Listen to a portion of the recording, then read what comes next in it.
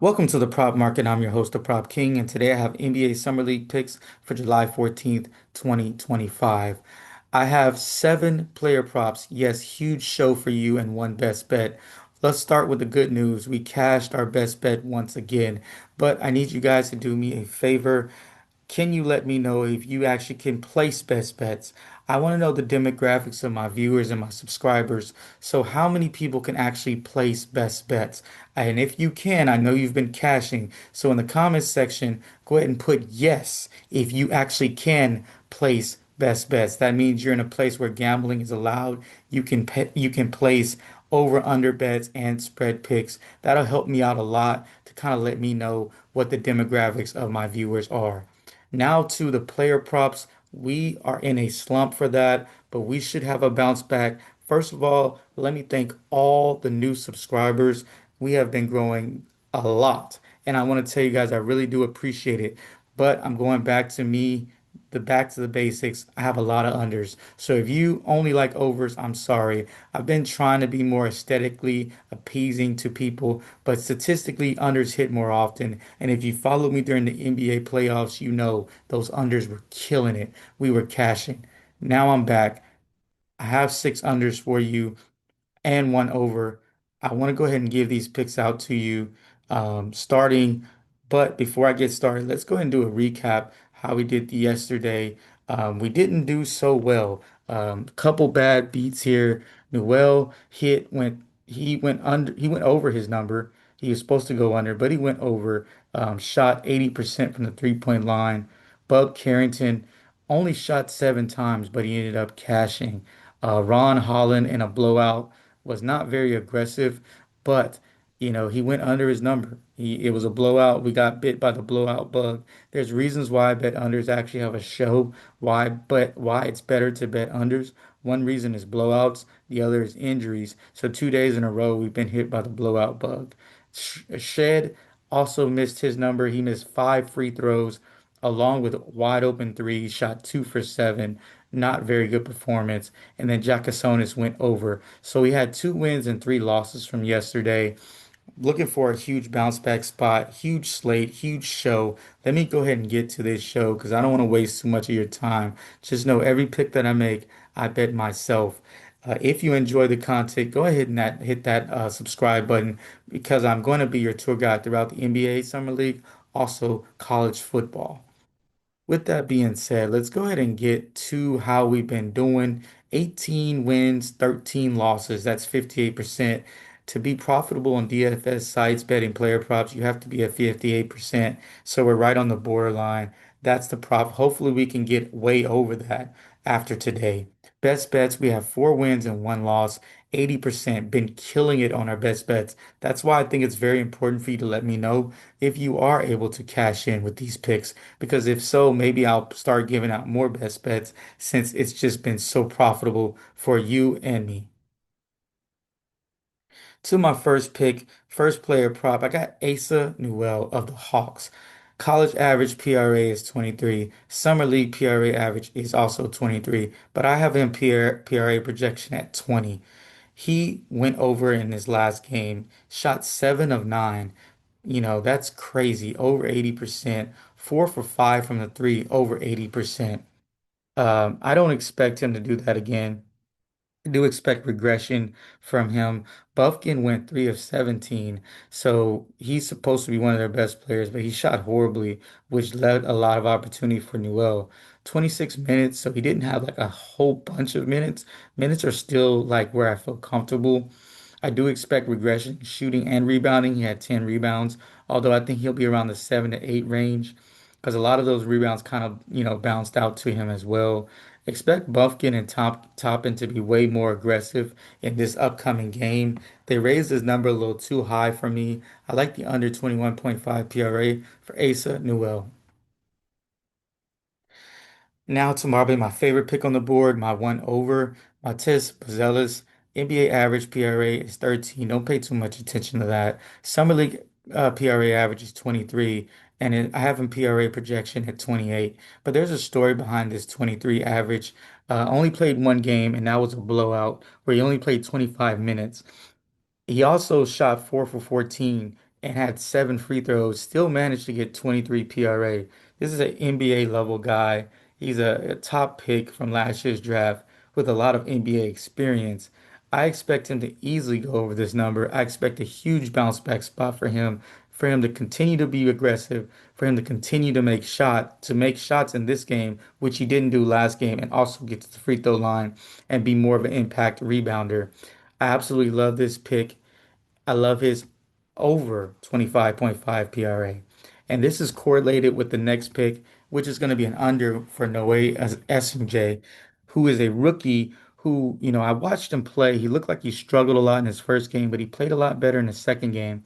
19 minutes and 24 minutes in his 2 games. Uh, Buzelis will be back, should be, way more aggressive, take a lot of usage away. He went 4 for 10, had 10 rebounds. I see some regression there. 0 for 4 from the 3-point line.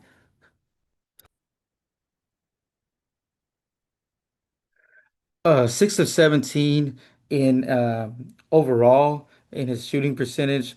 I see this being an under for him. I don't like this game for him. It's going to be a hard matchup as well. Go ahead and give me this for under 17.5 for Noe Essengue. Next guy is Ryan Nembhard and no Cooper flag. So what that means for Ryan Nembhard is his number's going to go up, but I don't think it should go up because now it's more going to be more eyes on him. He's going to get translated into being the number one guy. He had 12 PRA in the last game. He struggled. He shot 1 of 10 from the field. Gonna play against Simpson, who's a very good defender, very aggressive defender. I see a reduction in his minutes as well. He's been playing 30 plus minutes. I don't see any reason to keep pushing him when you had 6, 7 guys get DMPs. This is a summer league. PRA projections at 20. Summer league PRA average is 20. Also, I love his under 21 PRA for Ryan Nembhard. Next guy is Cold Swider. This might be a intimidating pick, but I'm going to go ahead and fade him here. Mainly a 3-point shooter. That's basically all he can do. Not a really good defender. That's why he hasn't cracked the NBA yet. But his summer league PR average is 28. And a lot of that's due to just knocking down threes, 5 or 6 threes a game. But with, the Clippers having 15 assistant coaches, hopefully they got the memo. This guy can shoot, close out on him, find him in transition. Also, he's due to some type of regression with threes. He did not shoot great last game either. PRA projection is 23. His number has kind of gotten too high for me. Rotations also should open up more. More guys should get rotations. Dalton Connect is should be coming back. I'm scared this guy's gonna get a DMP. That's why another reason why I have seven picks. There's no reason to play this guy over and over again. He's not probably gonna, get picked up by your main roster, or if he does, he's going to be a bottom guy. So he's not a rookie. He's got a lot of opportunity to play. So either I see him sitting or his minutes getting reduced. Give me his under 24.5 PRA for Cole Swider. Next guy is Khamar Maluach of the Suns. We picked him in the last show, but he actually sat, and now he's coming back to play. I'm pretty sure for this game. Only played 21 minutes. I told you guys in the last show he looked tired. He looked like he was fatigued even in those 21 minutes. So I do see his minutes staying about the same. There's a reason he did not play in the back-to-back. They're trying to watch out for maybe an injury, or maybe they just know he's really out of shape. One or the other. He went 1 of 6 from three, and sitting out is not going to help him, catch up anymore. He's on the perimeter a lot, shooting a lot of threes. Not a super fluent athlete as I thought he would look like in the NBA.